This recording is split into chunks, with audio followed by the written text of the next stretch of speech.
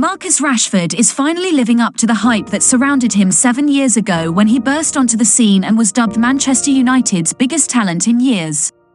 He looked set to become his club's star attacker after scoring 2 goals on his senior debut against Midtjylland and another 2 against Arsenal. But the road hasn't been easy. An earlier false dawn came in the 2019-20 season, when he scored 22 goals in 44 games, only to score 26 in the 2 seasons that followed. Rashford is looking better than ever and is quickly becoming the talisman the Old Trafford faithful have been waiting for.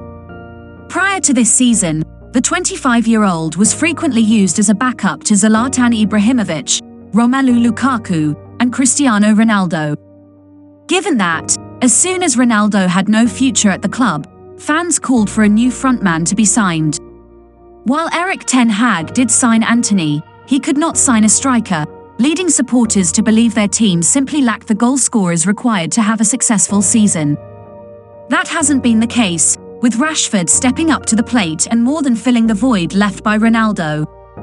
He didn't do it right away, struggling in the first 2 games of the season, but once things clicked for the team under ten Hag, he became a key player. He scored 5 goals and had 3 assists in the next 6 games, and he scored 3 more times in the final 6 games before the World Cup. He carried his powerful form into the Qatar tournament, scoring 3 goals, and then scored in his club's first 2 matches back. He was looking better than ever, but when it was revealed that he would be dropped for the match against Wolves because of disciplinary issues, there were fears that his progress would be halted. His absence from the starting lineup only highlighted how important he has become. Ten Hag's team created a few chances in the first half but could not convert them, with Alejandro Garnacho and Antony both missing huge chances. They were clearly lacking a clinical finisher and someone who could create something out of nothing, but thankfully, they only had 1 player on the bench. Rashford came on and immediately changed the game, injecting much-needed intensity and directness into United's attacks.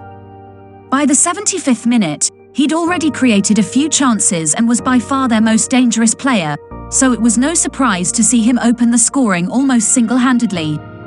He received the ball on the left, jinked past his opponent, passed to Bruno Fernandes, and continued his run into the box.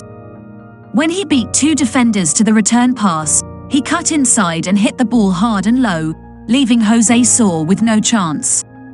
Less than 10 minutes later, he scored his second goal, only to have it disallowed by VAR, but his first goal was enough to win the game anyway. He was a one-man attacking force for the second half, dominating defenders, creating chances on his own, and finishing those that fell to him, and Manchester United haven't had that type of player in a long time. His attitude was just as encouraging as what he did with the ball at his feet.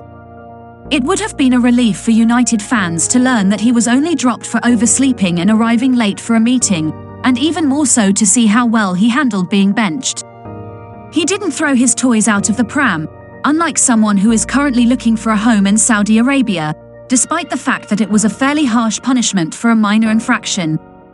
Instead, he accepted it and went above and beyond for his manager and team when called upon, allaying any fears of a larger problem. To say he's the solution to all of his club's problems and that they don't need to sign a striker right now would be an exaggeration. However, with him performing so well, perhaps they don't need to splash the cash on a superstar but rather on a player who can help get the best out of him, as Olivier Giroud does for France. Marcus Rashford is finally becoming the main man in Manchester after years as the proverbial backup dancer.